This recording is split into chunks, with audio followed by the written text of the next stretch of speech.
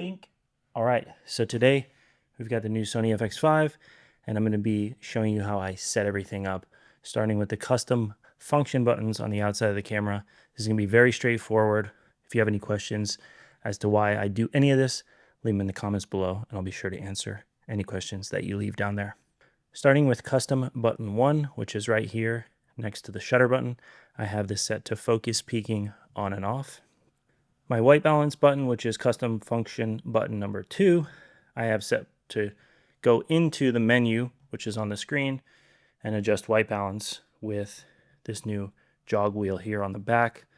If you click the jog wheel in, you'll select whatever you're selected onto, and if you move after that, you can then go into the menus and adjust things like shutter angle, aperture, EI, and all that. So custom white balance button number 2 not only gets you into white balance, but it also gets you into the menu system that's on screen. Button number 3 I have set to change base ISOs.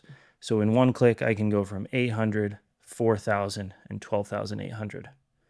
Number 4, I have what's set to default, which is false color.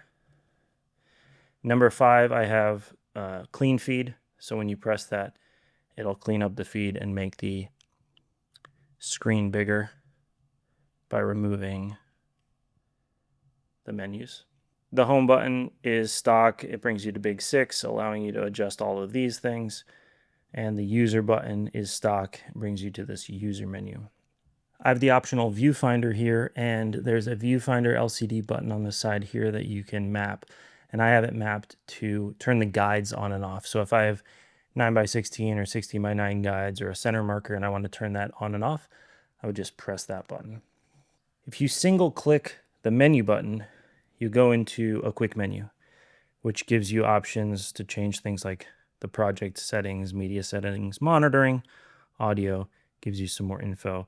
This is where you would check sort of the more in-depth and change some of the more in-depth audio menu items. If you long hold the menu button, now we get into the actual menu system. So as I go through this deeper menu system of the FX5, which is also very similar to all the other Sony Cine cameras, if I skip over anything or don't say anything about anything, it just means that I leave it as is, stock out of the camera.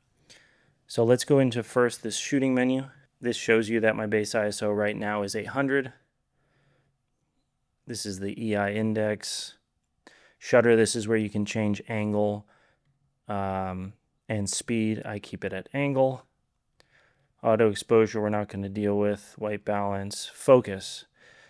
This is set to autofocus right now, and by default, I put all my Sony cameras at 3.3. Sometimes I'll even put them at 2.3. That's for the most natural focus action. If I need things to be faster or more sensitive, I'll adjust that. But 2.3, 3.3 I really like. That's about all I will change here. LUT on and off. This is where we're gonna just turn the LUT off or the LUT on for viewing or what have you. Make sure you're not, this is where you would potentially burn in a LUT. And if you don't want to do that, obviously have everything be off. Noise suppression, super excited that we're able to turn this off on this camera. I would say 99.9% of the time, I like the texture and the camera's super clean, so I leave it off. If we have to shoot at 12,800 or especially on other cameras or something corporate needs to be a little cleaner, I'll turn this to low, but I'm keeping it off. This is where you'll change steady shot things, but you can change that in the user button menu a lot easier by just tapping. In the second menu folder, project, this is where you're going to change the base setting for the entire camera, the shooting mode. I like Cine EI mode. That basically means we're living at 800, 4000, or 12,800. We're treating it like film. That's all we have. I can do a deeper video about Cine EI, and if you want that, please leave that in the comments below, but we're not going to go over that now. Recording format. This is where you change everything as far as speed and the imager mode. So right now we're at 2398, and we're in the full frame 5K 3x2 open gate, which is so special about this camera. And the codec, or the best codec for that mode, is the Cine LT. So that's what I have it set for. This is where you would do anamorphic D-squeeze, any proxy recording. Now we're into the assignable buttons, which we're going to dive deeper into what I started the video with. So as I said earlier, focus peaking is number 1, 2 is white balance, 3 is base ISO / sensitivity, 4 is false color, 5 is the display that makes the menu go away and the screen gets bigger and smaller. 6 turns the LUT on and off. And then, like I said, with the viewfinder, we've got that button and it turns the frame lines on and off. I didn't mention earlier that for the focus hold button, which is the shutter button like you would have on a stills camera, I just use that to record by habit, and I like having it there. So I set that to record. We'll go back. The assignable dials I don't touch. I like the iris where it is. All file is where you can save and load saved settings from this particular camera and paste it across a fleet of other cameras. So you can't go from saving A12 or FX3 files and then paste them into the FX5. But if you set up one FX5 and maybe you ordered 2, then you could do all your settings in one, save them, and then load them into another camera. Base look is where you would import and then select a LUT. And I have my favorite LUT imported here and selected. TC and media. So this is where you would do all your timecode settings. These are all stock right now. Depending on your timecode input, you may or may not have to change some of these.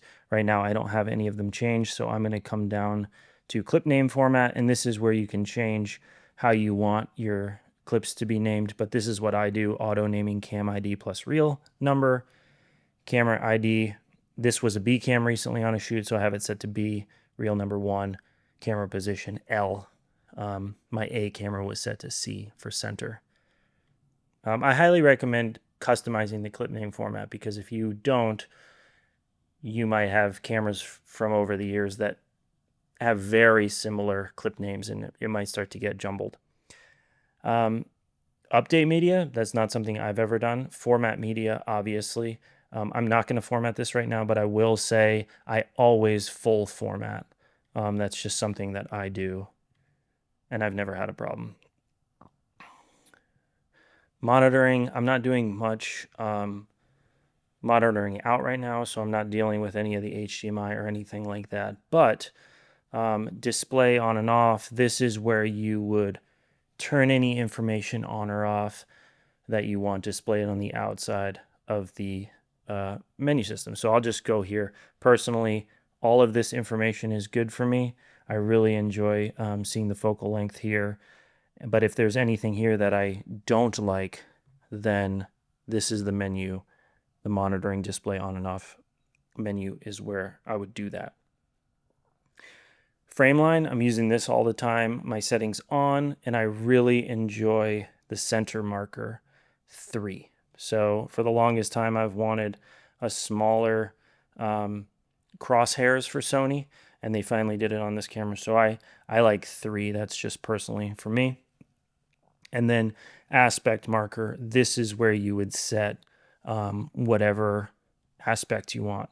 You could also do a custom aspect, and it's really, really easy. This is where you would do that. So I'm going to turn my aspect marker. Well, let's just do 16:9 for fun, because I think a lot of people are going to do that. So you would just do this, and now you can see we have a center marker, but we also have 16:9 marker, but we're rolling open gate. So let's go back. LCD monitor setting. I'm in here all the time because I really like shooting this between 12 and 15 brightness outside, and it's great that it's this bright. But when you're inside or things are dimmer, it's important to dim that down a little bit to sort of match the ambience. Peaking, I like mid and black and white. That's just white and it's middle of the road. I don't use, I mean, I do and I don't use zebras. I haven't really set them right now. But if I were to set them, I would probably just set, I don't want to get into this too much, but I'd set my zebras at like 93%. And that's kind of where I would know what's clipping. But I'm not really doing that because I love the, and again, this is getting into too much detail, but I like the waveform and I also like the false color. So I really don't have to use peaking all that much. Focus magnifier, we're not doing any of that. So if you have the top handle, you can shoot 32-bit float. And so if you have the top handle and you want to record the best, you would come over here, 96, 32-bit float. I recently was recording some audio and I did not have the top handle. So I had this set to this lowest one. But if I have the top handle, I'll pick this highest one. And then this right here will, I think it will, don't quote me on this, but I think this will save a separate file, but I'm not going to do that right now. The audio is really good on this. Basically, it'll record a normal file on channels 1 and 2, and then you can set it to have like 3 and 4 be 32-bit float. So this gets a little bit more complicated, especially I don't have like a microphone plugged in to show you, but at least we're walking through some of this stuff. Yeah, so basically recently I had channels 1 and 2 for internal microphone just for scratch, and channel 3 was taking in a mic, which is up here on the handle. And so channel 3 input is shoe channel 1, which is the shoe unit, top handle unit, channel 1 on the unit. And that's why that's set. And then your reference is the gain before you touch any of these dials. And while we're on this topic, all these dials are sort of set to like unlinked, manual, low pass filter off. It's sort of like all zeroed out. And again, if you want a deeper dive on that, like I'm totally happy to do that. Just throw a comment in and it'll let me know that people want that. So audio output's important. Usually this is where you're going to adjust what you hear in headphones. So generally the monitoring channel is channels 1 and 2. So it's saying, hey, whatever's in channel 1 and 2, that's what I want to hear in my headphones. But let's just say you have something in channel 3 and you're panicked because you can't hear it. Well, that's why. So you would change it. You could single out channel 3, but you could also mix everything. And then the volume's important too, because you can or can't hear it based on this output volume. So I go full volume. I don't think it's too loud. I think it is accurate, and helps me dial it in. So that's that. Now we're in technical. Haven't really gone into any of this stuff for any reason. Let's just, okay. So tally lamps, I have them all on right now, but if you want to turn them off, you'll do it here. Like maybe you don't want the front tally lamp on, so you could turn it off here. Touch operation is on. I haven't played with any of the zoom stuff. I think there's a new zoom feature that allows you to zoom the lens and clear image at the same time. I haven't messed with any of that yet, but so that's not helpful. Let's keep going. Fan control auto, lens, super important across all Sony cameras. This is my take. Shading compensation off. This is the vignette of a lens. So when you shoot a lens more wide open, it's going to potentially have more vignette. I like that. That's part of the character of the lens. I don't want the camera digitally pushing gain into the corners, which it will do. It'll make the corners noisier in order to get rid of that vignette. I like the vignette, so I turn shading compensation off. but I let the camera do everything else. So I let the camera take away the chromatic aberration, which makes it a perfect lens basically. I let the distortion compensation be on, and then breathing compensation is on. It can't be on right now because I'm shooting open gate. And the focus distance is in feet for me. So keep going. But that's really important. Like when I tell operators to like set their camera at a certain thing, that's one of the things I do is say, hey, make sure your shading compensation's off. APR, auto pixel restore, that is how you black shade the camera or clean up the pixels. So if you're dealing with hot pixels or a noisy image, you should be doing this with a cap on every shoot, but especially when there's like major temperature changes. So if your camera's in your car all day and you have a shoot at night or something, that's what auto pixel restore is. We're going to keep going. Power save, 5 minutes. If the camera's sitting on the shelf for 5 minutes, it's going to turn off. That's fine. Network settings. The Wi-Fi in this camera is really good, and I've used it a couple times for using the monitor and control app on a phone. And so I have the Bluetooth on and paired. It's very easy, the monitor and control app. So you have to, basically just go to the Bluetooth menu, turn it on, and follow the pairing instructions on the monitor and control app. We're almost done. Maintenance basically tells you what firmware you're at, how many hours the camera has been on, and how old it is. Yeah, so this is a really simple camera. I hope this video was helpful. There's not much more to it. If you have any questions, again, leave them in the comments below, and hope to see you in the next one. Thanks.